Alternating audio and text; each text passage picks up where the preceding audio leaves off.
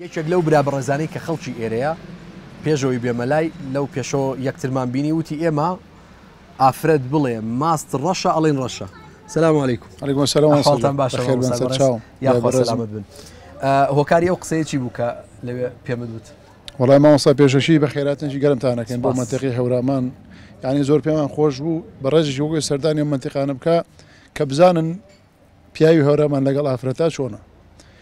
خۆی منتیقی هەورامان هەمووی خزمە بڵێن، هەمووی دۆستە، هەمووی تێکەڵە. بەنسبەت زەواج و شیشەوە ئەم پورزە ئەو خاڵۆزە ئەو بەرە بەرەتر ئەوە نەخ شتەکەینە هەز ناکە کە ژنی بێگانەی هێنابێت و بە تایبەت ڕێزەکەی بۆی ئەگرێت کە هەمووی خزمە. ئەڵێن کێشەی کۆمەڵایەتی لە ناو هەورامیەکانە زۆر کەمە. کەمە قوربان. بۆچی؟